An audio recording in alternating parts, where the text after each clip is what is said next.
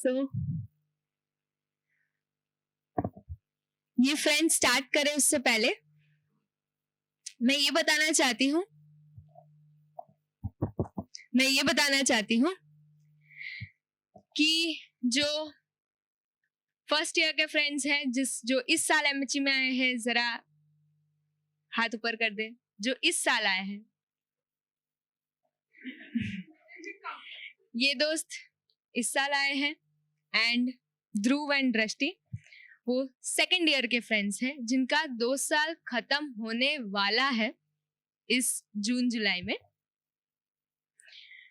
क्यों ये friends actually special हैं? आप सबने जाना सुना एमएचईज। इस साल के जो दोस्त हैं उन्होंने सारे बेंचमार्क क्रॉस किए हैं। कोविड-19 चल रहा था, ऐसी सिचुएशन में भी ये सब स्टार किड्स ने इतनी हिम्मत दिखाई, इतना हौसला दिखाया। इन सब दोस्तों के लिए ओएसिस नया था, इनको शायद पता नहीं था कि ये क्या है एमएचईज, क्या है ओएसिस। फिर भी इन सब ने पूरा असाइनमेंट राउंड 1 महीने का किया। उसके कैसे अनुभव रहे वो बताएंगे आपको।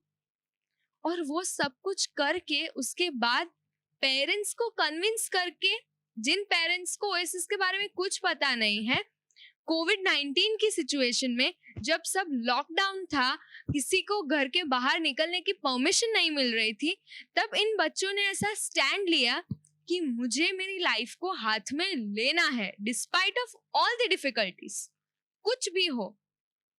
सो ऐसी ताकत रखने वाले ये दोस्त हैं। ये इतनी इजी बात नहीं है क्योंकि हम सब जानते हैं कि कितना डिफिकल्ट था कोविड-19 में घर से बाहर जाना। जो बच्चे हैं वो शायद ज्यादा एक्सपीरियंस या महसूस कर पाएंगे इस चीज को, लेकिन सब बाउंड्रीज को क्रॉस करके, पेरेंट्स को समझा के, मना के, पटा के, जो भी करना है करके, इन सब दोस्तों ने ऐसा डिसीजन लिया कि मुझे अपनी जिंदगी हमारे हाथ में लेनी है।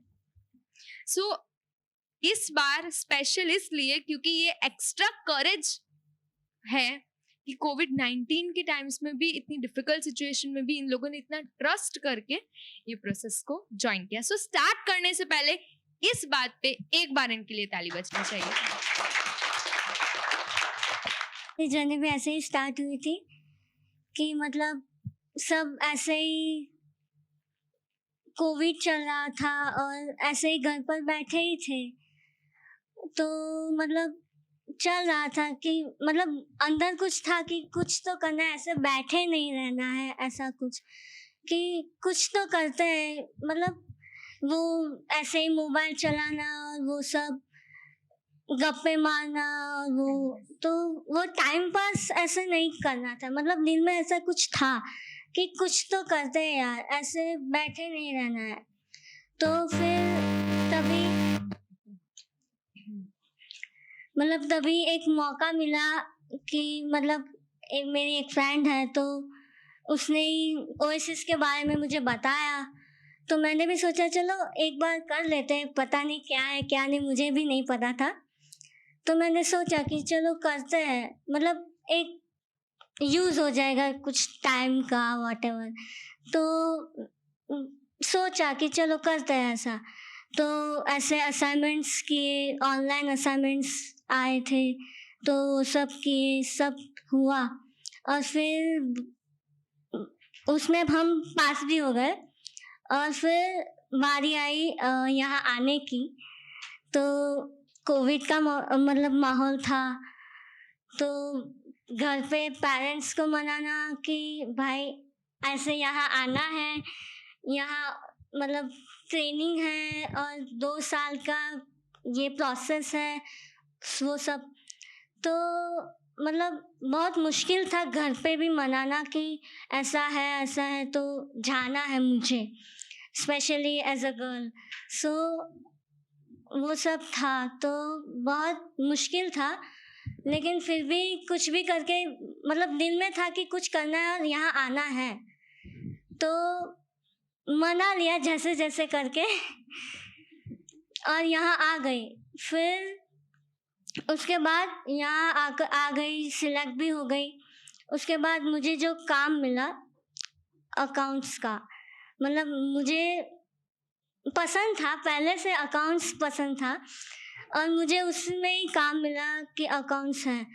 तो बोलते हैं ना कि पहले मतलब बाहर से ऐसा सुना होता है कि अकाउंट्स में ऐसा सब कुछ होता है कि मतलब सीए लोग करते हैं ना ऑडिट वॉडिट और वो सब, तो मतलब एकदम कुछ अलग टाइप का ऐसा सुना था। लेकिन इधर आई अकाउंट्स जब मैंने स्टार्ट किया करने, मतलब वो काम करना स्टार्ट किया, तो एकदम अलग था। मतलब मैं जो पढ़ी थी, मतलब एक्चुअली मैं अभी बीकॉम ही कर रही हूँ, सो मैं बीकॉम की स्टूडेंट हूँ और मैं जो पढ़ी थी, जो मतलब बीकॉम में पढ़ रही हूँ अभी तक, तो जो अकाउंट्स में जो भी आता है, वो जो पढ़ने में मतलब जो थियरी होती है वो सब, तो वो एकदम अलग है। और ये जो मैं कर रही हूँ, मैं जो सीख रही हूँ वो एकदम अलग है। मतलब जो कहते हैं ना कि हम पढ़ते जो अलग है वो है और जो सीखते हैं वो अलग है। मतलब अकाउंट्स में जो यहाँ सीखी उसका जो क्रक्स होता है, मतलब एकदम बोलते हैं ना कि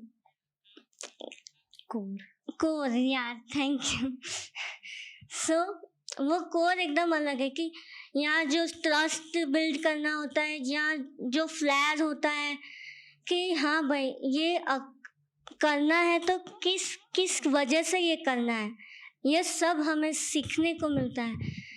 क्योंकि बाहर की दुनिया में तो ऐसा ही होता है भाई, ये आया वो आया, झोल झाल किया और ख़त्म बात। ये है हमारे बाहर की दुनिया का अकाउंट्स। और यहाँ एक एक रुपए का हिसाब होता है, मतलब दिल से जो भी हमें करना है वो होता है।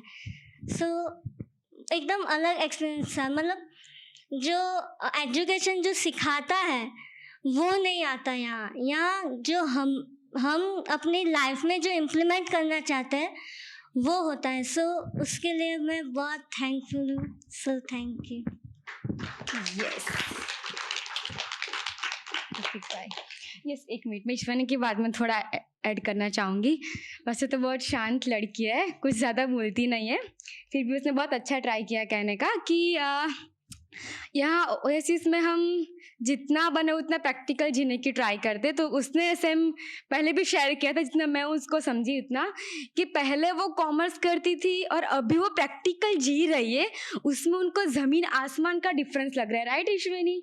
यस। तो ऐसा एमएचई में आके हमको प्लेटफॉर्म मिलता है कि यार टेक्स्ट बुक तो एक 1% है, लेकिन आप जो जीते हो, जो आप अपनी लाइफ में अप्लाई करते हो, वो 99% हमारा लाइफ का पार्ट होता है। सो ईश्वानी ने बहुत अच्छा ट्राई किया कि कोविड में भी ये सारे बच्चे कितना कुछ स्ट्रगल करके आए, क्योंकि वो था कि यार लाइफ के लिए कुछ करना है, मुझे मेरे देश के लिए कुछ करना है। So thank you Ishwani. Yes Prateek भाई।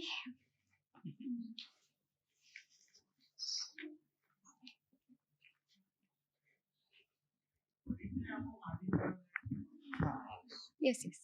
Ishwani and Yeah, you shared yours. You shared yours. Pratik from Surat. हाँ, yes. 9 months हुए मेरे एमएचई में। और आप सब लोगों को पता है कि एमएचई में हम लोगों को सब कुछ अपने आप से करना होता है। कुकिंग करना होता है, क्लॉथ वॉश करने होते हैं, वो सब तो करते हैं। साथ में मम्मी जो काम करते हैं, कुकिंग, क्लॉथ वॉशिंग और वो सब पूरा घर संभालते हैं, वो काम तो करते हैं। साथ में जो पापा काम करते हैं कि अर्निंग करते हैं, पूरा दिन जाते हैं बाहर काम करते हैं, वो भी करना होता है। और साथ ही साथ में जो बजटिंग है, वो पूरा मतलब A to Z थिंग्स। मेरा स्टडी खत्म हो गया, लेकिन बाकी सब लोगों को स्टडी भी करना पड़ता है। जो स्टूडेंट्स करता है वो भी करना, तीनों की तीनों रिस्पॉन्सिबिलिटी हमको करनी रहती है। तो मेरी जर्नी में जो मेजर पार्ट रहा वो कुकिंग के बारे में है कि एक्चुअली मुझे कुकिंग का सी भी नहीं पता था जब मैं यहाँ पे आया। तो ये तकरीबन बात है मिड दिसंबर की 2020। और मुझे सुबह यहाँ पे सिस्टम संजीव भाई ने बताया ना कि 6:15 टू 6:30 वेकअप कर लेना है और एक्सरसाइज करनी है। लेकिन मेरा पहले से था कि मुझे 5 बजे उठना है और मैं उठ नहीं पाता था। लेकिन यहाँ पे हम लोगों को ड्यूटी दी जाती है कि मंडे कोई और बनाएगा, ट्यूसडे कोई और बनाएगा, अलग-अलग डेज़ पे अलग-अलग एमएचएस खाना बनाते हैं, ब्रेकफास्ट।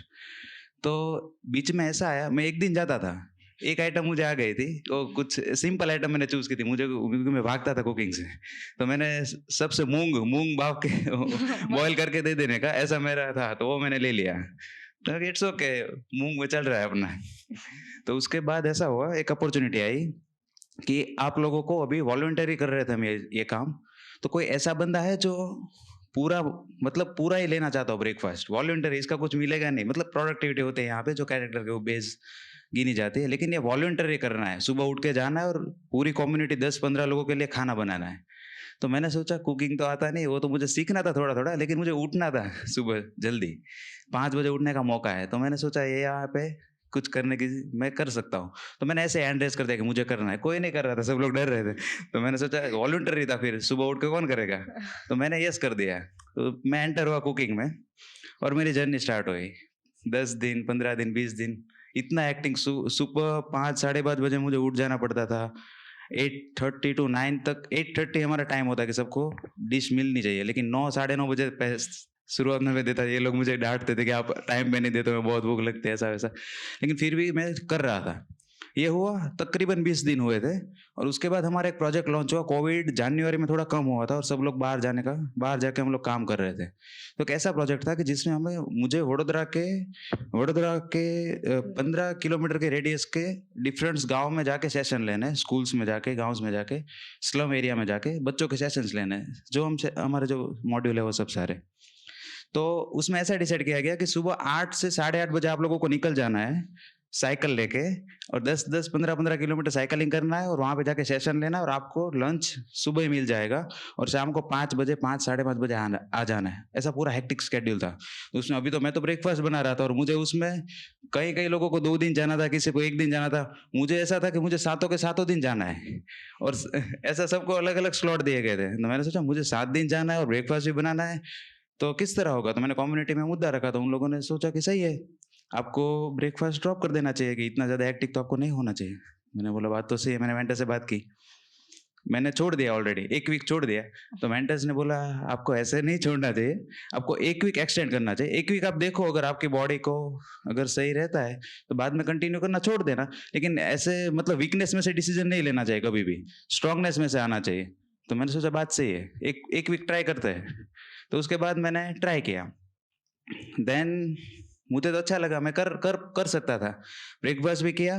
कभी-कभी ऐसा था कि सुबह मैं 5 बजे उठा, ब्रेकफास्ट कर रहा हूँ, मेरा 9 एएम को मेरा सेशन लॉक है और यहाँ से वडोदरा से मैं कंटिन्यूअस फुल स्पीड में साइकिलिंग करके जाऊँ, 1 घंटे साइकिल चलाऊँ, तब मैं उस गाँव पे पहुँचूँ। वहाँ पे सेशन, अगर मेरा पंचर हो जाता है तो मेरा सेशन कैंसल हो जाएगा। तो मुझे इतना दौड़ के वो साइकिलिंग करके सेशन लेना है। वहाँ पे जाके वो प्रिंसिपल मुझे बोलते थे कि आप 5 मिनट शांत हो जाओ, बच्चों को रोक के रखते हैं। फिर मेरा पूरा ये शर्ट बर्ट सब कुछ भीगा पसीना से। ओके, तो इस तरह पूरा चल रहा था ये पूरा।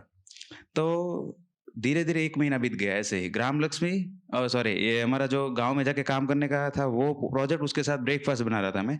ऐसे हो रहा था, ऐसे जनवरी पूरा बीत गया, फ़रवरी भी बीत गया, पूरा दिन। तो मुझे मेरा कॉन्फिडेंस बढ़ने लगा कि मैं कुछ भी कर सकता हूँ, आई कैन डू। और उसके बाद ऐसा होता है ना कि एक ईज़ीनेस आ जाती है कि अभी मैं ब्रेकफास्ट तो बना सकता हूँ। उसके बाद मार्च आया और मार्च में कम्युनिटी में ऐसा हुआ कि यहाँ पे रीशफल, मतलब कई मेंबर ओवी वडोदरा से ओवी आते, ओवी से वडोदरा आते उनके ग्रोथ के हिसाब से। तो हमारा जो डिनर बनाने वाला बंदा था वो यहाँ पे आ गया और अभी कम्युनिटी में से सब लोग शाम को डिनर बनाए, एक बंदा, लेकिन सब लोगों को फ्रस्ट्रेशन कि हमारे पास इतना ज़्यादा काम है, हम ये कर नहीं पा रहे। मेंटर्स को इतनी ज़्यादा दिक्कतें थी कि किसको डिनर बनाने के लिए भेजे, कौन डिनर बनाएगा।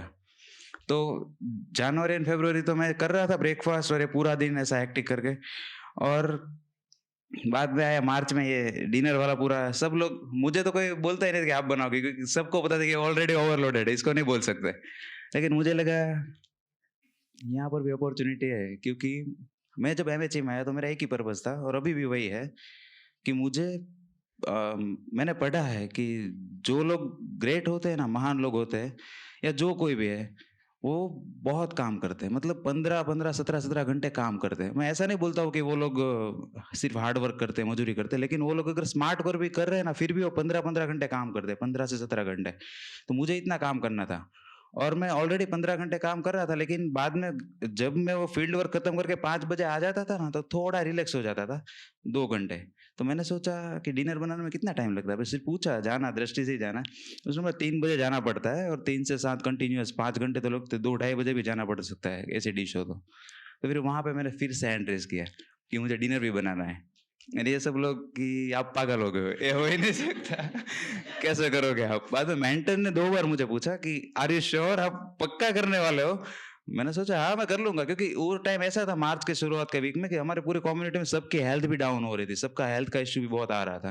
लेकिन मैं कर रहा था, मुझे कोई हेल्थ का ऐसा इश्यू नहीं था। मैं कर लूँगा, मुझे एक बार चांस चाहिए, मुझे करना है। तो मेंटर्स ने मेरे ऊपर फेथ रखा और बोला कि आप 1 वीक ट्राई करो, अगर सही रहता है तो उसके बाद आप एक्सटेंड कर सकते हो। मैंने ओके।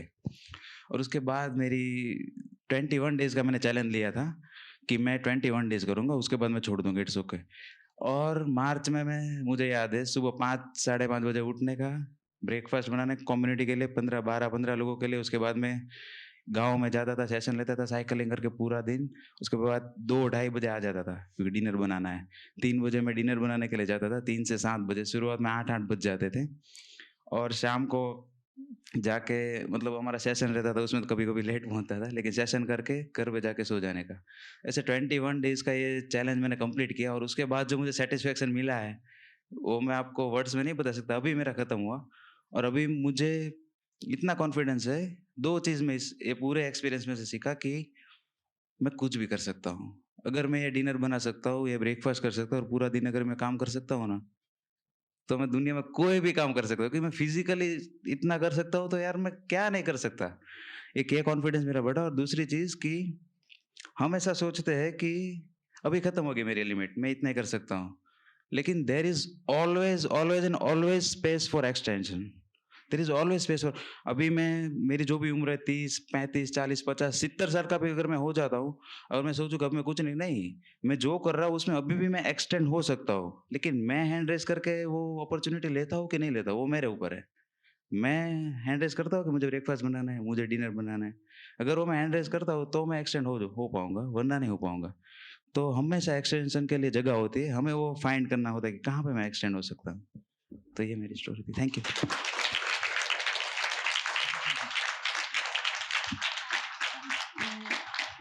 यस, सो 1 मिनट में लूँगी प्रतीक भाई के लिए। हमारे सब कम्युनिटी मेंबर में से प्रतीक भाई सबसे बड़े हैं और ये इतनी सारी स्ट्रगल्स की प्रतीक भाई ने, और वो सिर्फ और सिर्फ उनके पीछे एक भी रीज़न था कि वो कम्युनिटी को बहुत प्यार करते थे। हमने उनका हाथ का हर एक पीस का खाना खाया है। कभी-कभी तो ऐसे भी दिन आए कि लड्डू को टूटने से हमारे दाँत भी टूट गए हैं और कभी-कभी ऐसे भी दिन आए हैं कि यार इनसे अच्छा ये डिश तो कोई बना ही नहीं सकता है।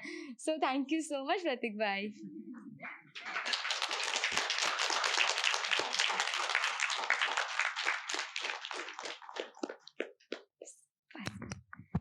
ओके, सो मेरा नाम तान्या है और मैं अहमदाबाद से हूँ और मुझे एमएचई में आए हुए 6 महीने हुए हैं। एंड मैं बेसिकली एक ऐसे फैमिली बैकग्राउंड से हूँ जहाँ पे मुझे बहुत प्यार से मेरा अपब्रिंगिंग हुआ है। और ऐसा होता है ना कि मिस्टेक्स होती है छोटे बच्चों से, तो प्यार से सिखाने वाले पेरेंट्स भी मतलब ऐसे पेरेंट्स भी होते हैं जो बहुत डांट के मार के सिखाते हैं, लेकिन मेरे पेरेंट्स ऐसे नहीं है, वो मुझे हमेशा प्यार से ही सिखाते हैं। तो फिर जब मैं यहाँ पे एमएचई में आई तो मुझे ऐसा लगा कि यहाँ पे सब लोग बोलते हैं कि कम्युनिटी होती है, फैमिली वाला सब होता है। सो मुझे लगा कि यहाँ पे भी सब लोग ऐसा प्यारे होंगे, मुझे प्यार करेंगे। और ऐसी मेरी एक्सपेक्टेशंस थी कम्युनिटी को लेके। लेकिन यहाँ पे आने के बाद मैं लंच बनाती थी। मैं सबसे पहले ओएसिस वैलीज़ पे रहती थी। सो ऐसा कई कबार ऐसा होता था कि मुझे मेरे फ्रेंड्स के कन्फ्रंटेशन का सामना करना पड़ता। वो लोग बोल करते कि तू ये मत कर, वो मत, ये गलत कर, ये सही से रख अपना, ये कर, वो कर। तो मुझे लगता था कि भाई मैं कर रही हूँ ना, थोड़ी तो स्पेस दो मुझे, ये तो मैं शांति से बोलो, क्यों इतना गुस्सा कर रहे हो। ऐसा सब बहुत होता था। और मैं उस टाइम लंच भी बनाती थी, और ऐसा हुआ कि नई नई रेसिपीज आई थी जो मैंने आज तक कभी टेस्ट नहीं किया था। सो मतलब नाम भी नहीं पता उसमें क्या होता है, वो भी नहीं पता, और वो बनाने को बोल दे तो मुझे ऐसा होता था कि कैसे हो पाएगा। फिर भी मैं बनाती थी ऐसा बहुत पूछ के। एंड ऐसा होता था कि मतलब फ्रेंड्स फीडबैक्स देते थे कि नेक्स्ट टाइम से ये करेगी तो अच्छा रहेगा, ये करेगी तो अच्छा रहेगा। और मुझे फिर ऐसा फील होता था कि हाँ ठीक है, थोड़ा सा डाइजेस्ट करने में प्रॉब्लम भी होती थी कि भाई पहली बार बना रहे, फिर भी सब लोग बोल रहे हैं। लेकिन फिर ऐसा भी मुझे फील होता था कभी कभी कि मैं मतलब कुछ गड़बड़ होती है तो ठीक है, सब लोग फीडबैक देते हैं, लेकिन मैं अच्छा बनाती हूँ ना तो भी सब लोग चुपचाप खा लेते हैं। कुछ तो अप्रिशिएट करो, लेकिन वो भी नहीं होता है। तो मुझे ऐसा फील हुआ कि क्यों ऐसे फ्रेंड्स है, ये है कम्युनिटी। और मुझे ऐसा फील होता है कि नहीं यार, ये ठीक नहीं है। और फिर मतलब मैंने धीरे धीरे सोचने का, मैं रिफ्लेक्ट करने का ट्राई किया। मैं बैठी और सेशंस में और उस तरीके से जब भी मुझे टाइम मिलता था तो मैं बैठ के यही सोचती थी कि यही रिलेशंस है। और मेरे सबसे एक्सपेक्टेशंस बहुत ज़्यादा थी। काश कोई मुझे सामने से सुने, काश कोई मुझे प्यार करे। तो वो काश वर्ड के बाद जो भी आता था ना, वो सब मेरी हायर एक्सपेक्टेशंस थी, जो ज़रूरी नहीं कि हर बार फुलफिल हो, और ये भी ज़रूरी नहीं है कि वो सच हो, लेकिन ये होता था मुझे फील। और तब मुझे रियलाइज़ हुआ कि मैं बोलती तो हूँ कि मुझे मेरी कम्युनिटी बहुत प्यारी है, मुझे ये सब लोग बहुत अच्छे लगते हैं, लेकिन वो सच में है पॉसिबल अगर मैं देख पा रही हूँ इसको। तो मुझे ऐसा पता चला कि सबके साथ मेरे रिलेशंस उतने अच्छे नहीं हैं। कोई लोग हैं जिनसे मेरी अच्छी बनती है, but at the same time ऐसे भी कई लोग हैं मेरी कम्युनिटी में जिनके साथ मुझे बात करना नहीं अच्छा लगता। फिर चाहे वो उनका नेचर हो, या वो मुझे ज़्यादा फीडबैक्स देते थे या कन्फ्रंट करते थे इसकी वजह से हो, तो नहीं अच्छा लगता था। लेकिन फिर मैंने मुझे ये चीज़ रियलाइज़ हुई कि अगर मैं ही उनसे प्यार नहीं करूँगी तो मुझे कैसे फील होगा वो अच्छा, या वो फैमिली वाला बॉन्ड। सो धीरे धीरे मैंने वो कॉन्शियसली ट्राई किया कि जिन लोगों से मुझे बात भी करना नहीं अच्छा लगता था, वो सामने आए, उनको सुनना भी नहीं अच्छा लगता था, मैं उनके पास जाके बैठ के कुछ भी मतलब कुछ बातें करती थी, या मैं स्टडी करती थी उनके साथ, या जो हमारी बुक रीडिंग का सेशन होता है। तो धीरे धीरे ऐसे मैंने उनके साथ टाइम स्पेंड करना स्टार्ट किया। और फिर जो मुझे रियलाइज़ हुआ कि हर एक बंदा मतलब यूनिक होता है, कोई बाहर से इतना स्ट्रिक्ट होता है कि जो मुझे फीडबैक्स देता है, लेकिन यहाँ पे अब मुझे रियलाइज़ हुआ कि वो एक्चुअली मेरे लिए है। और अभी ऐसा है कि मैं वडोदरा की कम्युनिटी में शिफ्ट हुई हूँ। सो जब मैं ओएसिस वैलीज के फ्रेंड्स के बारे में सोचती हूँ तो मुझे ऐसा लगता है कि जो खाने में जो फीडबैक्स देते थे ना, तो वो मुझे हमेशा खाना बनाते वक्त अलार्म की घंटी जैसा बजाते थे कि नहीं, नमक अभी ध्यान से डालना है, मुझे कम ज़्यादा नहीं होना चाहिए। तो वो छोटी छोटी चीज़ें मुझे इतना हेल्प कर गई कि बहुत कम टाइम में मेरा अच्छा मतलब हो गया कुकिंग। तो ये हुआ कि अगर ऐसा होता है कि मुझे बस सब कुछ चाहिए, सबसे प्यार चाहिए, सबका अटेंशन चाहिए, सबसे अप्रिसिएशन चाहिए, लेकिन मैं क्या दे रही हूँ? मैं तो कुछ नहीं दे रही ना। और मांगने का ही मेरा एटीट्यूड है कि ये चाहिए वो चाहिए, तो ये सही में पॉसिबल नहीं है। Thank you.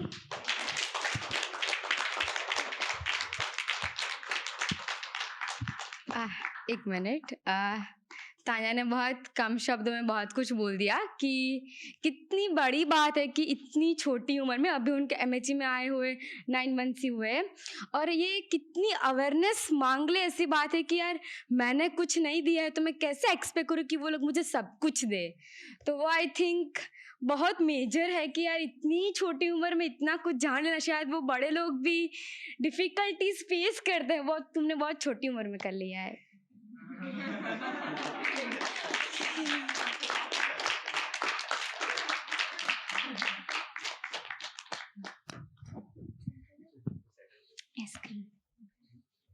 Okay.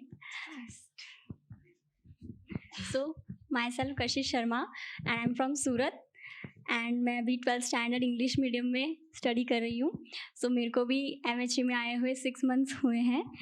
So first time I थी मैं फरवरी में, तो बहुत सुना था एनुअल रिट्रीट में ये होता है वो होता है, MHEs की शेयरिंग होती है। सो बहुत ऐसा था कि यार मुझे भी अटेंड करनी है और आज बहुत प्राउड हो रहा है कि एज ए MHE मैं आज यहाँ पे शेयर कर रही हूँ और मैंने एनुअल रिट्रीट अटेंड की एज ए MHE। सो काफ़ी अच्छा लग रहा है आप सबसे मिलके। सो जैसा कि दीदी ने बताया कि यहाँ पे हम लोग कोविड के टाइम में आए, पेरेंट्स को कन्विंस किया, सब किया। सो वो सब मेरे साथ भी हुआ कि मारवाड़ी फैमिली से बिलोंग करती हूँ, तो 2 साल के लिए कभी निकली नहीं हूँ घर से, 2 साल के लिए आना ऐसा। सो बहुत कन्विंस करना पड़ा ऑफकोर्स पेरेंट्स को और इंटरव्यू में आई, इंटरव्यू में सेलेक्ट हुई। फिर जून जुलाई में हमारी MHE की ट्रेनिंग थी, तो उसमें भी मैं सेलेक्ट हुई एंड हमारा ट्रेनिंग चल ही रहा था एंड देन सडनली मेंटर्स के पास कॉल आया दैट बताया उन्होंने that my father is no more. So ये एक सिचुएशन हुई मेरे साथ कि मुझे वापस घर पे जाना पड़ा। तो ये इंसिडेंट हुआ, उसके पहले जो मैंने 1 महीना यहाँ पे किया, मैं ओएसिस वैलीज़ पे रही, मैंने पूरी ट्रेनिंग वगैरह की। सो ऑफकोर्स काफ़ी कुछ मेरे में चेंज आया। जो पहले कशिश थी वैसी कशिश नहीं थी अभी। पहले छोटी बच्ची थी, नासमझ थी, फैशनेबल थी, कन्फर्मेटी में थी पूरी, और वो 1 महीने में वो ऐसा नहीं रही थी। सो जब मुझे पता चला कि ऐसी सिचुएशन है घर पे, सो ऑफकोर्स अभी प्रॉब्लम थी, बहुत ही हर्ट हुआ मुझे, बहुत ही मैंने मिस किया कि मैं यहाँ पे थी एंड मैं अपने फादर को मिल भी नहीं पाई लास्ट टाइम, उनसे बात भी नहीं कर पाई। सो बहुत हार्ट ब्रेकिंग था ऑफकोर्स। बट वहाँ पे घर पे गई तो एक बोलते हैं ना कि समझ में आया मुझे कि कैसी थी मैं, पहले डिपेंड थी पापा पे, मम्मी पे, बट अब तो ये सिचुएशन हो गई। सो अभी क्या करना है मुझे, मेरे पास कुछ समझ नहीं आ रहा था। पहले तो मुझे वहाँ पे सब कुछ हैंडल करना था कि मैं कैसे अभी हैंडल करूँ, मम्मी को देखना है, भाई बहन को देखना है, पूरी फैमिली में क्या हो रहा है, ये पहले तो खुद को ही संभालना पड़ा मुझे कैसे है। एंड जैसे कि मैंने बताया मारवाड़ी फैमिली से मैं बिलोंग करती हूँ, तो हमारे कितने फालतू रीति रिवाज होते हैं कि ये है वो है, 12 दिन के लिए ऐसे करो वैसे करो। सो मुझे बहुत ही ज़्यादा गुस्सा आया, मतलब कि ऐसा फेज था कि जब वो सिचुएशन थी तब मेरी दादी मेरी मॉम को ही ब्लेम कर रहे थे। सो आई डोंट नो उस वक्त मुझे ऐसा क्यों इतना हुआ कि वाई दिस टाइम पे आप ये सीन क्रिएट कर रहे हो। सो मुझे था कि मुझे लड़ना है, अभी मेरी मॉम को मैं इस सिचुएशन में सुनने तो नहीं दूंगी। सो मैंने सबके सामने शाउट किया कि अभी आप रुक जाओ, मेरी ऐसा बोलने की ज़रूरत नहीं है, मेरी मम्मी ऑलरेडी इतनी इस सिचुएशन में, ऐसा आप नहीं बोल सकते। तो उस वक्त मुझे रियलाइज़ हुआ कि यार अभी रिस्पॉन्सिबिलिटी लेनी है, हाथ में करना है कुछ। सो मेरे माइंड में उस वक्त यही था कि मुझे मेरी मम्मी को वापस लेके आना है सूरत में, क्योंकि ऐसा होता है फैमिली में कि अभी वहाँ सूरत में कुछ नहीं है, 3 बच्चे हैं, 2 लड़कियां हैं, कैसे रहेगी, इनकी शादी कैसे होगी, पापा नहीं है, कैसे ये करेंगे। सो मुझे बहुत गुस्सा आ रहा था कि कैसी है मेरी फैमिली, कि मेरे भाई पे ही सब डिपेंड थे कि अभी यही संभालेगा, यही करेगा। सो आई कांट, मतलब मुझे ऐसा था कि क्यों सिर्फ मेरे भाई को मिल रहा है, हम 2 लड़कियां भी हैं यार, कुछ कर सकते हैं, हम भी हमारी मम्मी को संभाल सकते हैं। और क्या हो गया अगर हम सूरत में अकेले हैं, तो हमारे घर में अकेले हैं, कुछ नहीं होता। आजकल इंडिपेंडेंटली मदर्स अपने बच्चों को पालती ही है, उनको बड़ा करती ही है। सो मैं जब राजस्थान में थी तो मेरा पूरा मेन फोकस यही था कि कुछ भी हो जाए, मुझे मेरी मम्मी को वापस लेके ही आना है सूरत। सो फाइनली मतलब बहुत सारा स्ट्रगल्स वगैरह आया, बट फाइनली मेरी मम्मी को मैं लेके आई वापस घर पे। एंड देन वहाँ पे ये था प्रॉब्लम कि भाई मुझे क्या करना है, मुझे यहीं रहना है या फिर मुझे वापस एमएचई ज्वाइन करना है। पूरी मेरा नो ही था कि नहीं, मुझे नहीं जाना। अभी मैं कैसे जा सकती हूँ मेरी मम्मी मेरे भाई बहन को अकेला छोड़ के यहाँ पे। बट यहाँ पे जब थी तब हमने एक बुक पढ़ी थी, द गिफ्ट ऑफ चॉइसेस। हमें हमारे मेंटर्स ने पढ़वाई थी गिफ्ट ऑफ चॉइसेस। तो वहाँ से मैंने सीखी ये चीज़ कि मैं क्या चॉइस ले रही हूँ अब मेरी लाइफ के बारे में। मेरे लाइफ का सवाल है, अभी जो हो गया उसको हम बदल नहीं सकते। बट अगर मुझे सच में मेरी फैमिली को सपोर्ट करना है, सच में मुझे कुछ बनना है, तो ये स्टेप तो मुझे लेना ही पड़ेगा। क्योंकि उस वक्त मैं कुछ भी नहीं थी, आई वॉज ज़ीरो। तो मैं कैसे अपनी फैमिली को सपोर्ट करती, क्या करती वहाँ पे। तो एक वो चॉइस लेनी पड़ी मुझे कि यहाँ पे मैं आई वापस। एंड अभी भी है गिल्ट कि मैं कैसे अपनी मॉम को वहाँ पे अकेला छोड़ के आ गई, यहाँ पे मैं कर रही हूँ। बट ऑफकोर्स वो मेरे लिए भी ज़रूरी है और मेरी मॉम के लिए भी ज़रूरी है।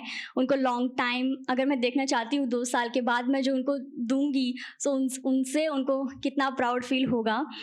एंड थैंक्स बोलना चाहती हूँ अवधि दीदी को, आत्मजा दीदी को और विनीत भैया को। इन तीनों ने बहुत सपोर्ट किया है मुझे इस टाइम से बाहर निकालने के लिए।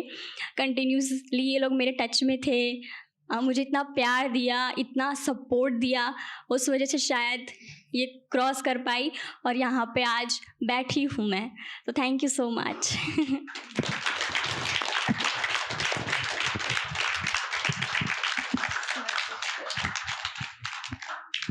यस कशिश, इसमें आत्मजा दीदी, अवधि दीदी और विनीत भैया का तो सपोर्ट है ही, लेकिन आपका भी एक बहुत वो फायर है कि आपको जो करना था आपकी लाइफ के लिए, इमोशनल इंडिपेंडेंट बन के आपने वो डिसीजन लिया ना, वो कहीं ना कहीं आपकी कैरेक्टर और आपकी लाइफ को बहुत ग्रेट बनाता है।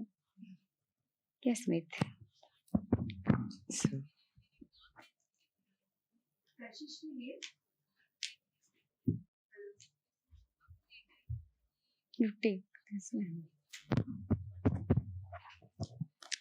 कशिश के लिए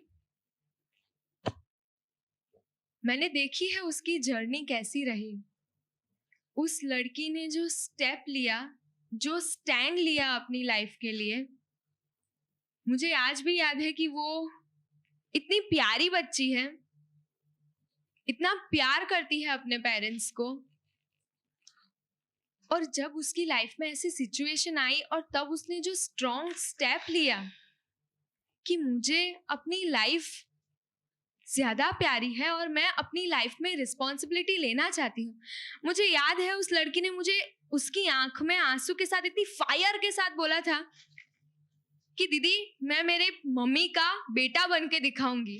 ये समाज की कोई ताकत नहीं है कि वो मुझे रोक सके। सो ऐसी हिमालयन स्पिरिट है इन बच्चों में कि कुछ भी हो जाए कोई हमें रोक नहीं सकता, हमारी ताकत को कोई गिरा नहीं सकता। सो कैसे बच्चे हैं ये। That is just a small glimpse कि मैं अपने मम्मी का बेटा बन के दिखाऊंगी, मैं सब रिस्पॉन्सिबिलिटी लेके दिखाऊंगी। वो स्पिरिट है कशिश की।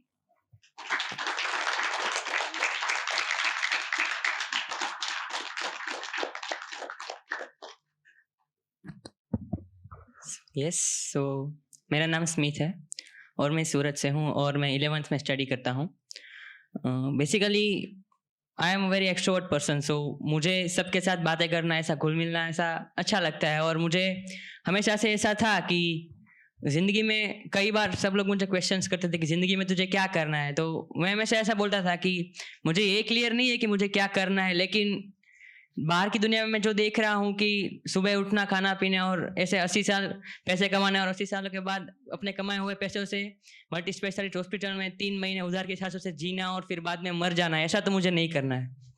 सो मुझे ऐसा था कि मुझे लोगों के लिए और कुछ ऐसा करना है जो मुझे ऐसा बाहर की दुनिया में नहीं हो रहा है। तो अभी 3 महीने हुए हैं मुझे MHE में ज्वाइन हुए और ज़्यादा ना कहते हुए अभी लास्ट 8 मार्च को जब इंटरनेशनल वुमेन्स डे था तो हमें बाहर जाके स्ट्रीट्स प्ले करने थे और लोगों के साथ उनको बेसिकली बताना था कि जो आप मतलब समझते हैं वुमेन एम्पावरमेंट का, वो एक्चुअली ये नहीं है। वुमेन एम्पावरमेंट का मीनिंग क्या है वो हमें कन्वे करना था। और मुझे ऐसी चीज़ें पसंद थी कि लाइक लोगों के साथ बातें करना, और जैसे मैंने बताया कि उनके साथ घुलना मिला, तो मुझे ऐसा था कि नहीं, अभी तो मुझे इतने सारे, क्योंकि मुझे काम मिला था एमएचए में अकाउंट्स का, और पूरे दिन ऑफिस में बैठ कर, तो वो मेरे लिए एक स्ट्रगल जैसा था कि पूरे दिन एक ऑफिस पर एक सीट पर कैसे बिताया जाए ऐसा। और मुझे उसके पहले एक मूवमेंट हुई थी, लेकिन कुछ हेल्थ इश्यू के कारण मैंने नहीं जा पाया था, तो मैं अंदर से बहुत फ्रस्ट्रेटेड था कि नहीं, मुझे अभी तो बाहर जाके पूरा एक्सप्लोर कर देना है पूरा बाहर जाके। सो मुझे वुमेन एम्पावरमेंट डे के दिन बाहर जाने का आखिरकार मौका मिला, और स्ट्रीट प्लेस करने थे हमें, तो मैंने स्ट्रीट प्ले किया। फिर हमें लगा कि हमें और ज़्यादा लोगों की तरफ पहुंचना है और स्प्रेड होना है, इसलिए हमने इंटरव्यू स्टार्ट किया, जिसमें हम लोगों से मिलते हैं और पर्सनली उनके जाकर क्वेश्चनिंग करते हैं कि आप क्या समझते हो, व्हाट इज एम्पावरमेंट, क्या सच में स्त्रियां इतनी कायर है कि उनके हमारे सपोर्ट की ज़रूरत है कि वो आगे बढ़े। तो हम ऐसे ही क्वेश्चंस कर रहे थे, और बड़ौदा बस स्टेप ओवर लास्ट में हमें 7:30 बजे घर आना था, लेकिन फिर ऐसा हमने किया कि हम आधे घंटे और एक्सटेंड करते हैं। और मुझे सब लोगों को आखिरी बार मुझे लगे कि आप आखिरी एक राउंड करें और सारे लोगों के साथ मिले और इंटरव्यूज कंडक्ट करें।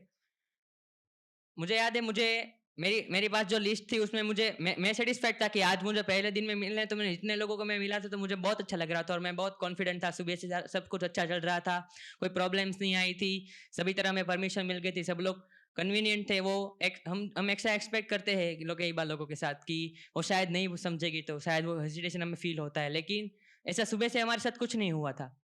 तो मैं एक फैमिली के पास गया जो रेलवे स्टेशन बस स्टेशन पर वो किसी बस का वेट कर रहे थे, तो मैं उनके पास गया और मैंने इंटरव्यूज स्टार्ट किया कि क्या समझते हो आप, जो लड़कियां यहाँ पर बैठी हुई है सब ऐसी है कि हमें उसको, वो हर बार जब रोए तब हमें अपना कंधा देना पड़े, क्या वो अपने खुद के यहाँ खुश नहीं पहुँच सकती। और ऐसा सब कुछ चल रहा था। और इस इंटरव्यू के दौरान मेरा ध्यान इंटरव्यूज के वक्त एक पास खड़ी एक लड़की की तरफ गया, जो लड़की पूरी ध्यान से यहाँ पूरा जो भी इंटरव्यू चल रहा था वो उसको देख रही थी। मैंने पहले ओएसिस का इंट्रोडक्शन दिया, तब से वो देख रही थी कि वहाँ पर क्या चल रहा है। जब वो भी बस किसी बस का वेट कर रहे होंगे और उन्होंने ऐसा ध्यान से देख रहे थे, मुझे लगा कि वो गर्ल इंटरेस्टेड है, तो फिर मुझे लगा कि मुझे वहाँ पर भी जाना चाहिए। तो मैंने यहाँ पर क्वेश्चन खत्म करके मैं वहाँ पर गया। तो वहाँ पर बेसिकली उन फैमिली में 5 लोग थे, 3 ये एक गर्ल, फिर उन 2 लेडीज और थे, और 2 मेल फ्रेंड्स थे वहाँ पर। जो ये गर्ल आई थिंक सो 20-22 साल की रही होगी।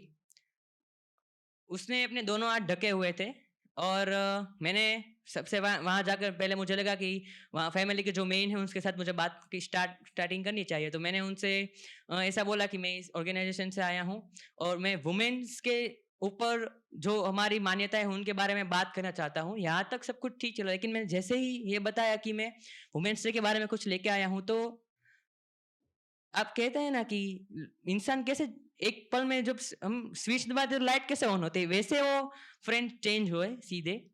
वो फिर पहले तो धीरे धीरे उन्होंने चिल्लाना शुरू किया, आजू बाजू के लोग देख रहे हैं।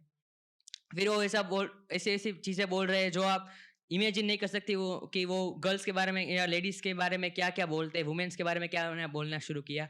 फिर धीमे धीमे तब अभी मुझे मैंने पहले भी ऐसा कुछ, जब मैं एमएचए में नहीं जुड़ा था उससे पहले भी मैंने ऐसा कुछ किया हुआ था, तो मैं शांत रहा, मैंने खड़ा रहा, मैंने सुना वहाँ पर वो क्या बोल रहे थे। फिर भी उन्होंने उनको ऐसा लगा कि ये बहुत ज्यादा वहाँ पर यहाँ पर अभी कैसे खड़ा, तो वो मुझे गालियाँ देने लगे, ऑर्गेनाइजेशन के बारे में सब कुछ बोलने लगे। फिर भी मैंने सोचा कि नहीं, ये कुछ तो होगा ना, लेकिन कुछ तो मुझे सुनना चाहिए कि वो क्या कब तक बोलेंगे। फिर उन्होंने ऐसा बोलना, और लास्ट में एक चीज हुई कि उन्होंने ऐसा बोला कि हमारे यहाँ तो ये सब नहीं चलता है, अगर ज्यादा कुछ होता है ना तो इनको पूछो। वहां पर जो गर्ल्स, जिस गर्ल को वो मैं इंटरव्यू में इंटरेस्ट था और वो सुन रही थी, जिसकी वजह से मैं वहां पर गया था, उसकी तरफ पॉइंट करके बोले कि उनको पूछो, अगर हमारे वहां हम ऐसा कुछ होता है ना तो हम लड़कियों को जिंदा जला देते हैं। और ये सुनने के बाद वो मुझे इतना ज्यादा बुरा बोलने लगे, मुझे वहां से धक्का मार के निकालने लगे। तब मैं वहां से चला गया, और उसके बाद मैं इतना डिसअपॉइंटेड हो गया वहां पर ही कि अभी मेरे पास और 15 मिनट थे, लेकिन मुझे हुआ ही नहीं कि मैं किसी और के पास जाऊं और कुछ करूं। वहां पर एक सीट थी, वो सीट देके मैं बैठ गया। वहां पर फिर मैं चक्का लगा और ये सब करो, लेकिन इतना फ्रस्ट्रेटेड था, इतना मुझे गुस्सा आ रहा था कि मुझे अभी करना ही नहीं है। और उन्होंने मुझे इस तरह से इतनी कुछ बातें जो मैं शेयर भी नहीं कर सकता, इतना ज्यादा मुझे भला बुरा बोला था कि मुझे ऐसा लगने लगा था कि अभी क्या यह करना, मुझे अभी ये करना ही नहीं है। आगे भी मैं तो इतना ओवर थिंकर हूँ कि मुझे ये भी सोचने लगा कि मुझे आगे लाइफ में भी ऐसा कुछ क्यों लोग कि नहीं, ऐसे लोग हर जगह पड़े बड़े हैं, हर जगह समाज में यही चीज चल रही है। और मैं ऐसा सोच रहा था, यहाँ पर घूम फिर रहा था, और इतने में ही मुझे ऐसा लगा कि कोई मुझे पीछे से कोई मुझे अप्रोच कर रहा है ऐसा, और मुझे लगा कि मुझे कोई बुला रहा है ऐसा, मुझे कोई फॉलो करे ऐसा मुझे लगा। तो मैंने पीछे घूम के देखा, और फिर वहां पर वो हेजिटेशन के साथ वो जो लड़की मुझे घूर रही थी, वो लड़की खड़ी थी वहां पर। फिर मैंने बोला कि यस, आपको कोई काम है? तो उन्होंने बोला कि वो पहले तो डर रही थी, मुझे लगा कि वो इसलिए डर रही है कि शायद वो फैमिली मेंबर देख ना ले। तो फिर मैं ऐसी जगह पर खिसकने लगा जहाँ पर हम बात कर सके, ऐसा मुझे लगा कि उनको कोई काम होगा। तो फिर मैं वहाँ पर गया, और फिर वो भी वहाँ पर पिलर के इस साइड आए, और उन्होंने बोला कि आप सॉरी, मैं अपनी फैमिली में मैं अपने फादर की तरफ से मैं माफ़ी मांगती हूँ। मेरा नाम खुशबू है, और मैं अभी कॉलेज कर रही हूँ। आप बुरा मत मानिएगा, मेरे पिताजी ऐसे ही है। वो हर बार वो लड़कियों के बारे में उनकी ऐसी ही सोच है, और वो हमें भी बहुत मारते पीटते हैं। और उन्होंने ऐसा बोला कि उन्होंने ऐसा मुझे शेयर किया, मेरी उनके साथ पहले कुछ बात भी नहीं हुई थी, लेकिन उन्होंने ऐसा शेयर किया कि उन्होंने मेरी जो बड़ी बहन है, उसका सिर्फ किसी लड़के के साथ अफेयर है, ऐसी सिर्फ अफवाह उड़ी थी। फिर भी उनको जिंदा जला दिया है, और एक्सीडेंट के नाम पर वो फाइलें भी दबा दी है। और उसको बचाते हुए ये मेरे दोनों हाथ जल गए हैं। लेकिन आपके जो विचार थे मैंने सुने, आप जो फैमिली के इंटरव्यू ले रहे थे मैंने वो सुना, और अपना भला बुरा बोलने के बाद भी अगर आप खड़े थे, तो मुझे ऐसा लगता है कि आप अगर आप हमारी फैमिली को पहचानते नहीं है, आप सारी औरतों के लिए इतना सब कुछ करना चाहते हैं, तो मैं खुद के लिए अपनी जान को बचाने के लिए मैं कुछ नहीं कर सकती। और मुझे ऐसा लगता है कि अगर अब मुझे इतना लगता है, फाइनल लगता है कि अगर वो मेरे साथ अगर कुछ ऐसा होगा, और अगर वो मुझे जिंदा जलाने की ट्राई करेंगे ना, तो पहले तो मैं उनको जला दूंगी, और फिर मैं बाद में जलूंगी। उतनी हिम्मत मुझ में आ गई है कि मैं इतना तो कर ही सकती हूँ अभी, कि अगर मुझे शायद भले मरना पड़े, लेकिन मैं सामने वाले को तो मार ही दूंगी। और ये सुनने के बाद मैं अभी कुछ बोलूँ इससे पहले उन्होंने सिर्फ इतना बोला कि मुझे ओएसिस का कोई कांटेक्ट या ऐसा कुछ मिल सकती, क्योंकि उन्होंने स्पेसिफिक वो सुना था जब मैं शेयर कर रहा था ऑर्गेनाइजेशन के बारे में और ये सब कुछ। तो उन्होंने ये भी सुना था कि हमारी ओएसिस के बारे में, तो उन्होंने ऐसा बोला कि ओएसिस के मुझे कुछ कॉन्टैक्ट्स और ऐसा कुछ मिल सकता है तो जिससे मैं फ्यूचर में कांटेक्ट कर सकूँ। तो हमारे पास हम वो जो पैम्पलेट्स लेके गए थे, जो वो मैंने ढूंढा और फिर उनको दिया, और वो लेके फटाफट से दौड़ के चले गए। और ये सब कुछ होने में सिर्फ 2 या 3 मिनट ही लगे थे, हमने ज़्यादा बातचीत कुछ हो नहीं पाई थी। लेकिन मुझे आज भी वो फेस याद है कि जब वो लिटरली वो काँप रहे थे, जब वो बोल रहे थे ना कि अगली बार जब ऐसा कुछ मेरे साथ होने वाला होगा ना, तो मैं सामने वाले को पहले जला दूंगी फिर मैं जलूंगी, ऐसा। और तब मुझे रियलाइज हुआ कि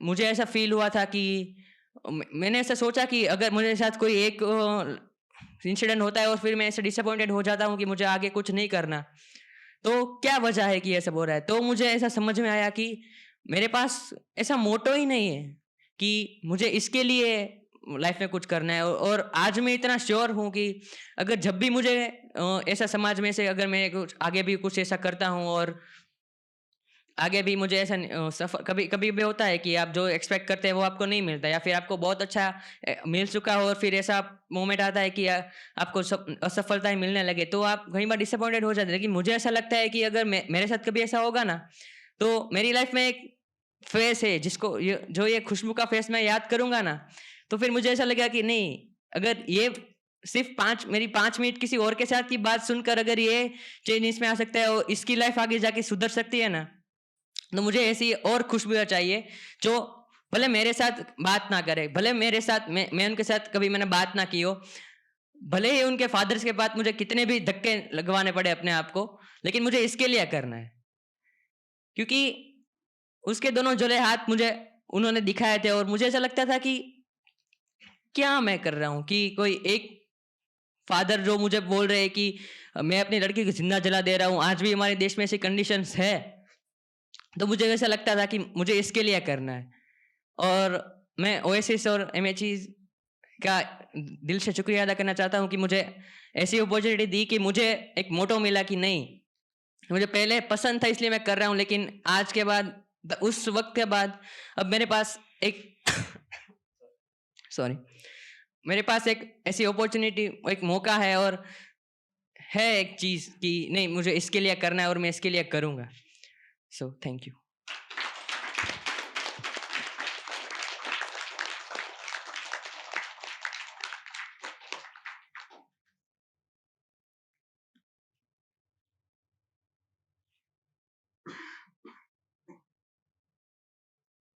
हेलो, गुड आफ्टरनून। मेरा नाम ध्रुव है और मैं अहमदाबाद से हूँ। तो मैं अपनी बात चालू करूँ उससे पहले बताता हूँ कि मैं इतना अच्छा स्पीकर नहीं हूँ, तो गलती हो जाए तो माफ़ कर देना पहले से ही। तो आपको शायद पता हो तो ओएसिस वैलीज और वडोदरा हमारी 2 जगह है जहाँ पे हम लोग एमएचई को रिक्रूट करते हैं। तो उसमें से मेरा सिलेक्शन हुआ था ओएसिस वैलीज पे। तो शुरुआत में तो हम 5-7 दोस्त थे। पर जैसे आप सबको पता है कि एमएचई की प्रोसेस इतनी इजी नहीं है, सब लोग इधर नहीं टिक पाते हैं। तो धीरे धीरे करके सब लोग इधर से चले गए और एक टाइम ऐसा आया कि मैं अकेला ही इधर बचा था एसवाई में। एफआई में नहीं, एसवाई में मैं अकेला इधर ओएसिस वैली से बचा था। तो अभी ऐसा होता है कि जब तक हमको एक जब रास्ता चल रहा होता है अपनी मंजिल तक जाने के लिए, तो वो अकेला होता है, तो वो चलता रहता है, वो भटकता है, वो गिरता है, उसको पता नहीं होता है उसको कहाँ जाना है, तो गलत रास्ते पे भी कभी चला जाता है।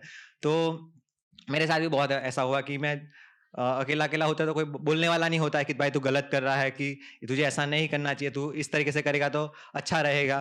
तो ये सब बोलने वाला मुझे इधर कोई नहीं था।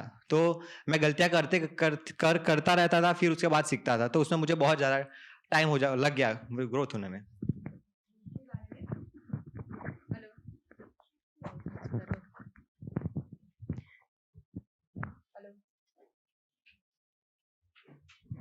यस, सो थोड़ा शायद एक्सप्लेन नहीं हो पाया।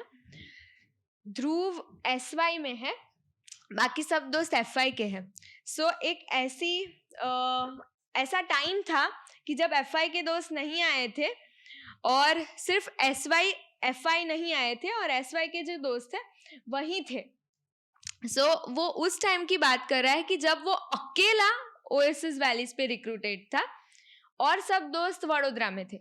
जितने दोस्त ओएसिस वैलीज पे थे वो सब कुछ न कुछ कारणों से छोड़ के चले गए एमएचई को, और he was the 1 man army at oasis valleys.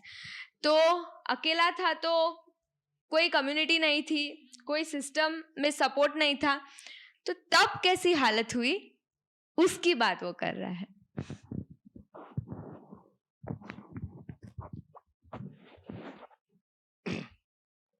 तो अकेला था, तो ऐसा होता है कि बहुत सारी गलतियां हो जाती थी मुझसे। और एक टाइम ऐसा भी आता है, शुरुआत में जो शुरुआत के दिन थे वो सब जगह से मेरे अच्छे होते हैं, मतलब प्रोडक्टिविटी अच्छा हो और जो लिविंग है उसमें भी अच्छा हो। पर वो एक लेवल आता है ना, उसके बाद जितनी अच्छाई होती है वो कम पड़ जाती है। मतलब हमको हमेशा क्या होता है कि हमको ऊपर जाना है, ऊपर जाना है, ऊपर जाना है, पर कोई बताने वाला नहीं है कि अभी तो आपको ऊपर जाना है, तो बहुत ये तो कुछ नहीं है आपके लिए, आपको ज़्यादा करना है। तो वहाँ से मेरा अटक गया था। मतलब फिर सबको दिखने लगता है कि इसका तो कुछ हो नहीं रहा है, इसका कुछ करना पड़ेगा। तो फिर बहुत सारा प्रेशर आने लग गया, मेंटर को भी अभी दिखने लग गया कि अभी ये इसका ग्रोथ कैसे करे, अभी ये तो अटक गया है। तो मेरे तब अब तो एक ही मेंटर है, पर तब तो मेरे 3 मेंटर थे।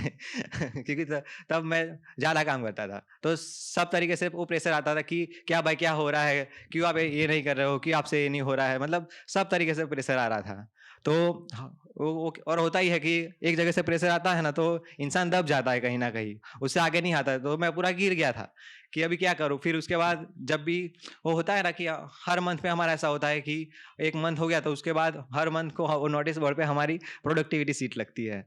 तो शुरुआत के दिनों तो बहुत अच्छी आती थी, पर अभी तो देखते हैं तो तुरंत आँख में से पानी आ जाता है कि क्या यार कुछ नहीं किया। तो ऐसी वो हालत थी, बहुत ख़राब हालत थी। फिर उसके बाद फिर एक दौर ऐसा भी आया जब लॉकडाउन था। मैं अकेला इधर हूँ, बाकी सब लोग वडोदरा है। और उस टाइम पे ऐसा था कि हमारे पूरे मंथलीज़ के जो सेशन होते थे वो लॉक होते थे। तो उसमें सब लोगों को वहाँ पे वडोदरा में म्यूजिक सेशन होता था, मूवी सेशन होता था। तो कभी-कभी तो ऐसा ऐसा ऐसा कंपैरिजन नहीं करता हूँ, पर कभी-कभी तो ऐसा आ ही जाता था कि हमको ऐसा बोल के लाए थे कि भाई कम्युनिटी कम्युनिटी लिविंग मिलेगा, पर इधर तो मैं अकेला रहता हूँ। मुझे तो कोई याद ही नहीं करता है, सब लोग उधर जलसे कर रहे हैं। तो ऐसा आ जाता कभी-कभी, पर मैंने कभी बताया नहीं ऐसा। फिर दूसरे टाइम पे ऐसा हो जाता है कि कुछ नहीं है, वो उनकी जर्नी है और ये मेरी जर्नी है, मुझे अकेले ही लेके चलना है, अभी तो कोई है नहीं।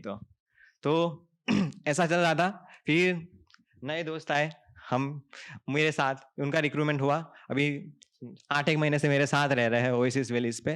तो शुरुआत के दिन में मुझे बहुत स्ट्रगल हुई, क्योंकि अकेला था तो ऐसा कुछ नहीं था कि बजट में रहना है कि जो सबको मिलता है वही आपको मिलता है। अकेला था तो क्या सब फैसिलिटी यहाँ पे ओएसिस वैलीज पे जितनी भी फैसिलिटी है वो सब मिलती है। और यहाँ का स्टाफ को आपको पता है बहुत सारा बहुत लव करते हैं हम लोग, खास तो मुझे, क्योंकि मैं अकेला रहा हूँ।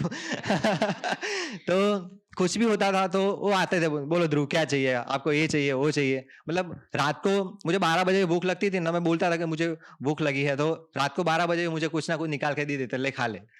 ऐसे चीज थे। और उसके बाद ऐसा हुआ कि कम्युनिटी लिविंग हुआ, तो हमको खुद ही अभी हमारा खाना बनाना है, और सबको मिलेगा उतना ही मिलेगा, उससे ज्यादा तो नहीं मिलेगा।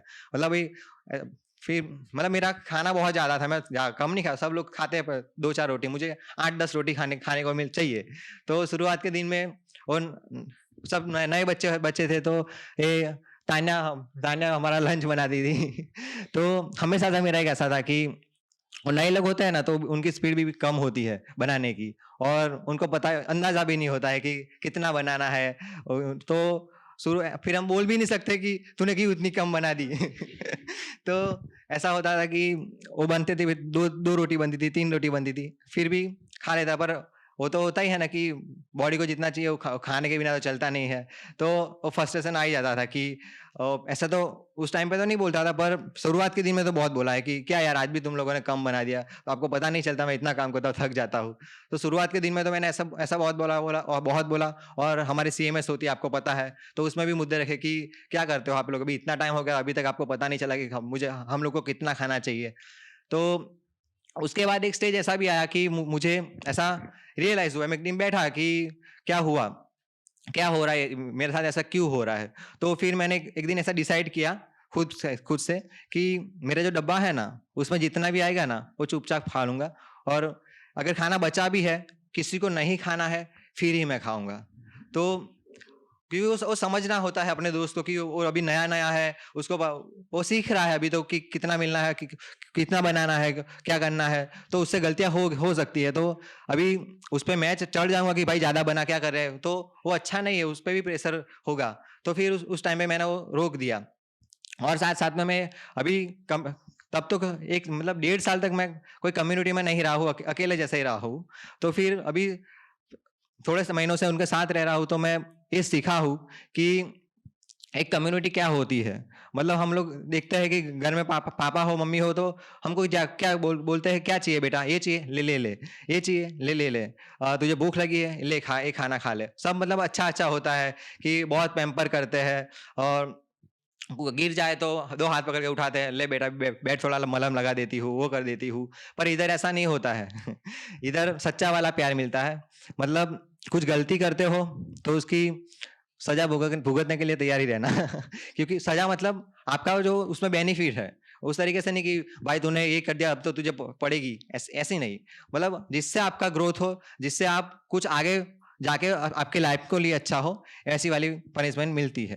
तो कुछ भी गलत करते हैं ना, तो वो आते हैं बोलते हैं कि ध्रुव भाई आपने ये किया ना, वो अच्छा नहीं किया, आपको ये नहीं करना चाहिए था। तो वो आ जाता है कि यार हाँ वो गलत पहली बार तो होता ही है कि उन लोगों से बड़ा हूँ, तो थोड़ा ईगो तो बीच में आ ही जाता है कि कौन है वो लोग मुझको बोलने वाले, मैं तो इनसे कितना बड़ा हूँ, और मुझे बोलता है ध्रुव भाई आप गलत हो। पर उस ईगो को भी साइड में रखना कि बड़ा हूं तो क्या हुआ, बड़े गलती नहीं करते हैं क्या। तो उसके बाद शुरुआती फेज में ऐसा होता था कि मैं अपोज करता था कि नहीं नहीं नहीं, आर्ग्यूमेंट करता था, ये तो ऐसा था ना इसलिए मैंने ऐसा कर दिया। फिर जैसे बोला कि जब एक बात पे बताने भूल गया कि जब लॉकडाउन था ना तो मैं अकेला रहता था, तो मैं जल्दी फ्री हो जाता था, तो मुझे अपने खुद के साथ बात करने का टाइम बहुत मिलता था। तो मैं तब से मेरी आदत हो गई थी कि मैं खुद के साथ बातें करने लग गया था। तो हमेशा सेशन खत्म होने के बाद रूम में जाता था तो आधा घंटा जैसा खुद से बात कर लिया करता था। तो ऐसा भी आया कि अगर आपको कोई अपनी गलती बताता है तो आपको उसको ऐसा आर्ग्यूमेंट करना चाहिए कि ऐसी ऐसी थी गलती, ऐसी ऐसी थी, पर गलती हुई है, मेन बात वो है। मतलब वो एक हम वो भी सीखते हैं ना कि सब लोग का अपना पॉइंट ऑफ व्यू होता है, वो सही होता है भले वो किसी एंगल से देखे, पर जो वास्तविकता होती है कोई किसी भी चीज़ की वो तो एक ही होती है। तो मुझे वो ढूंढना चाहिए कि वास्तविकता क्या थी। तो फिर उसके बाद मुझे मैं ऐसा सीखा कि गलती हुई है तो पहले उसको एक्सेप्ट कर लो, उसके बाद उसको सुधारो। मतलब जब भी हम गलती को एक्सेप्ट करते हैं तो सबको पता ही चल ही जाता है कि उन्होंने एक्सेप्ट किया। नहीं तो हम एक्सेप्ट नहीं करते तो हमेशा उन लोग को भी ऐसा लगता है कि ये तो हमको समझते नहीं है, इनको बताने मतलब ऐसा उन लोगों को भी ऐसा हो जाता है कि इनको बोल के तो कुछ फायदा नहीं है।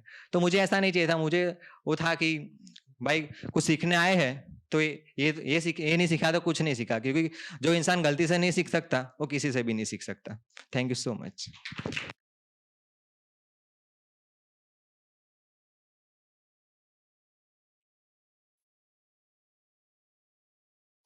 नमस्ते।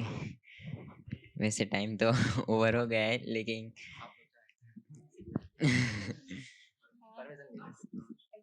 2 मिनट। वैसे तो मेरी स्टोरी बहुत मेरा नाम चेतन है, मैं अहमदाबाद से हूँ। मेरी 2 स्टोरी है, एक अगले साल के लिए संभाल के रखते हैं क्योंकि आप सब आओ सुनने के लिए। और तो स्टोरी ऐसी है कि एमएचई में वर्क कितना इम्पोर्टेंट है। मतलब हमेशा हम प्रोडक्टिव रहे वो कितना इम्पोर्टेंट है। हम कुछ भी काम करें, हाउस ड्यूटी करें, लिविंग के पार्ट में कुछ भी करें या फिर कोई काम करें, तो उसमें हमारा इन्वॉल्वमेंट कितना इम्पोर्टेंट है। तो पहले ऐसा होता था कि मैं आजू बाजू की चीज़ों में बहुत ध्यान देता था। आज खाने में क्या होगा, आज कैसा बनेगा, कौन बनाने वाला है। फिर ऐसा होता था ये काम करूँगा कितना टाइम लगेगा, इसमें मेरे को कितना मिलेगा। और दूसरा कोई कोई आता जाता कोई ऐसे जाता है तो मेरा नेचर ऐसा है कि कैसे हो, जलसे में हो, ऐसे सब। मतलब मेरा कंसंट्रेशन इतना नहीं था, लेकिन इतना था कोई काम हाथ में लेता था ना तो उसको आधा नहीं छोड़ता था। लेकिन सब में फोकस तो बहुत इम्पोर्टेंट है। तो फिर पिछले महीने और उसके थोड़े आगे से मैंने सोचना स्टार्ट किया कि ऐसा मैं क्यों नहीं कर सकता। अगर मेरे को प्रोडक्टिव ज़्यादा रहना है और सब कुछ करना है तो मेरे को फोकस ज़्यादा करना पड़ेगा, क्योंकि मैं तभी तो कम टाइम में सब कुछ बैलेंस और सब कुछ ज़्यादा कर सकूँगा। तो फिर पता चला कि अब एआर आने वाला है। तो मेरे को ऐसा था कि चलो कोई बात नहीं आएगा, लेकिन फिर ऐसा हुआ कि एआर आने वाला है तो मैं मेरे मेंटर को इतना हल्का कर सकूं और उनके पास से इतनी रिस्पॉन्सिबिलिटी ले लूं कि वो भी थोड़े फ्री रहे और मेरे से खुश रहे। तो फिर मैंने रिस्पॉन्सिबिलिटी लेना शुरू किया। उन्होंने सामने से देना तो थोड़ा थोड़ा स्टार्ट किया था, लेकिन मैंने इतना ज़्यादा उनसे मांगा और उनके फॉलोअप लिए कि मेरे को ये दे दो, मेरे को ये दे दो, मैं कर लूँगा। और कॉन्फिडेंस के साथ बोलता था। कुछ चीज़ें नहीं हुई, लेकिन वो मेरा कॉन्फिडेंस बढ़ाने के लिए वो मेरे को बहुत हेल्प हुआ। और दूसरी बात है कि इतना मेरे पे भरोसा दिखाया कि मैंने बहुत सारे वर्क की जिम्मेदारी ली, और अभी जब वो पूरे होते हैं ना तो मेरे को इतना अच्छा लगता है कि हाँ ये पूरे हुए। और इन दिनों में मेरा ध्यान इतना भी इधर उधर नहीं हुआ।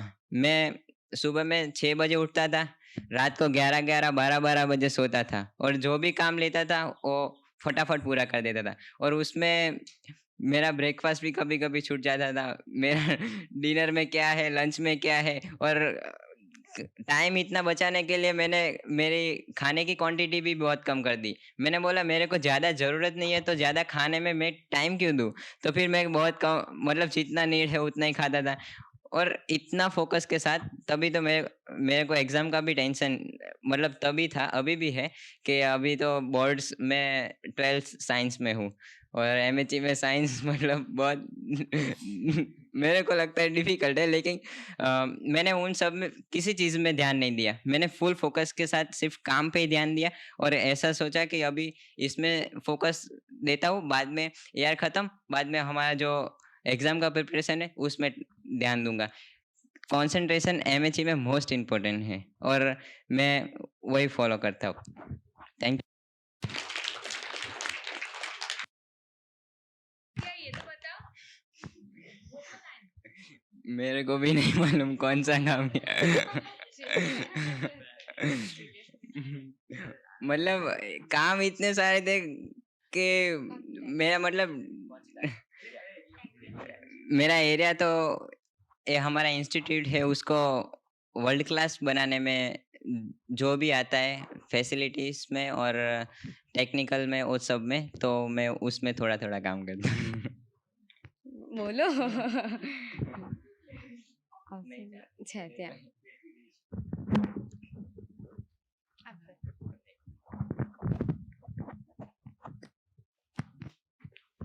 एक्चुअली चेतन ने बताया नहीं वो कौन से काम करता है, बट ओएसिस वैलीज पे आप जितनी भी फैसिलिटीज़ है, रूम के पंखे से लेके एसी से लेके जनरेटर से लेके ऊपर जो सोलार सुबह में गर्म पानी मिलता है आपको, वहाँ से लेके कितना इलेक्ट्रिसिटी बिल जाता है हमारा, एक एक छोटी छोटी चीज़ को, और उसका टेक्निकल माइंड इतना पावरफुल है। वो अभी 12th में है, बट जो अलकेश भाई है हमारे, जो 30 साल से यहाँ पे काम कर रहे हैं, उनकी 2 साल में जगह ले सके उतनी इसकी कैपेबिलिटी है। और उसने ये पूरे जो लास्ट महीने में मैंने उसके साथ काम किया, तब मैंने अनुभव किया है। मैंने अलकेश भाई बोलो तो कोई भी ओएसिस वैलीज में कोई भी टेक्निकल कोई भी फॉल्ट हो, कुछ भी प्रॉब्लम हो, तो हम उनको सीधा कंसल्ट करते हैं। सो ये जो अलकेश भाई है, उनका पूरा काम ये जो इस स्पीड से करता रहा तो 2 साल में कंप्लीटली टेक ओवर कर सकता है। उसकी इतनी कैपेबिलिटी है, वो मैंने 1 महीने में देखी है। लास्ट 1 महीने में उसने कम से कम 25 ऐसे काम किए होंगे जो बड़े-बड़े प्रोजेक्ट्स हैं। छोटे-छोटी वो चीज़ें नहीं, बड़े-बड़े प्रोजेक्ट्स हैं। 25 जैसे काम उसने 1 महीने में कंप्लीट किए हैं। And see this is the capability. वो 12th साइंस में फेल हुआ है again, and he is doing these many things in just 1 month.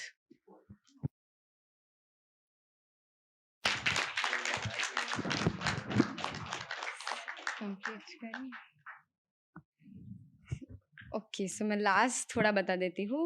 एक स्टोरी हम बाद में ले लेंगे कभी। सो मेरी बात करूँ तो 2 साल के पहले exam time, okay sorry, okay हाँ, मेरा नाम दृष्टि है और मैं एमएचई के 2nd ईयर में हूँ।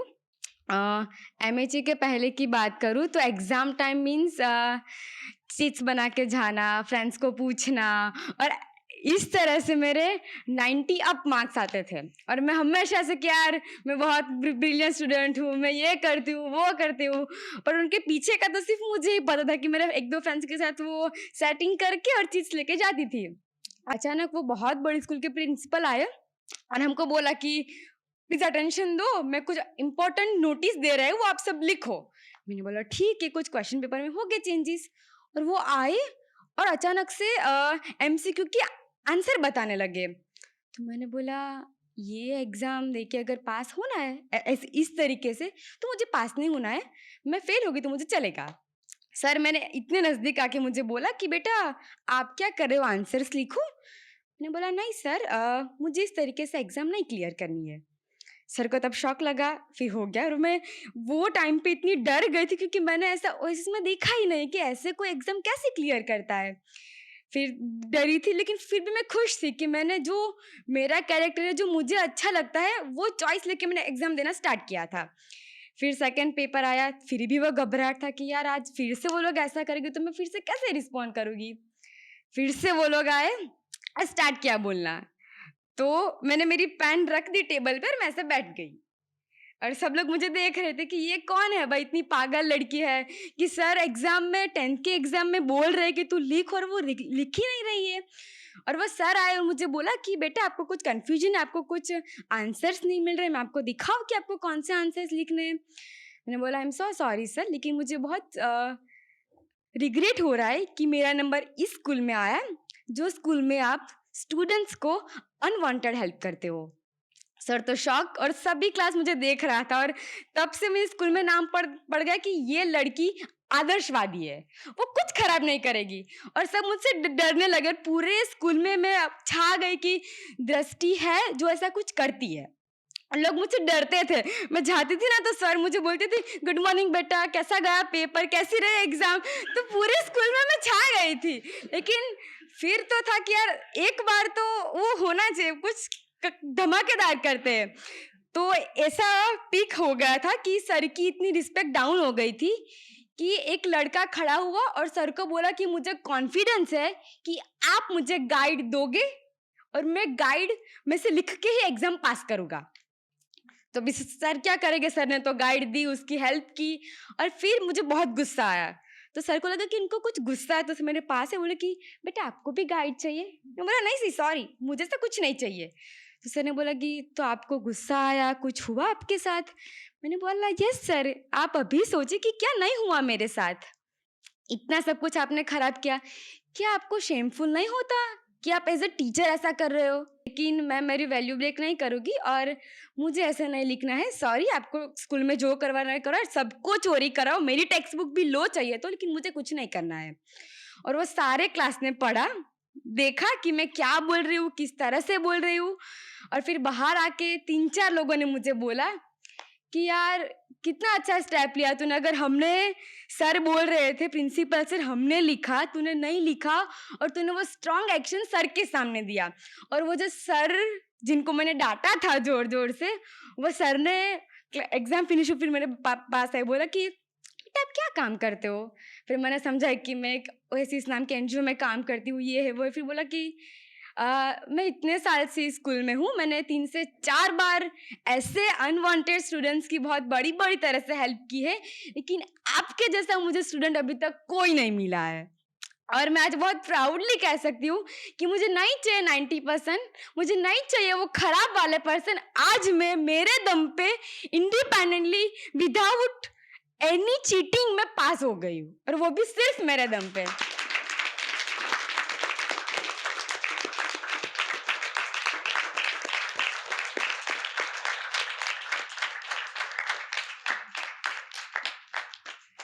Yes.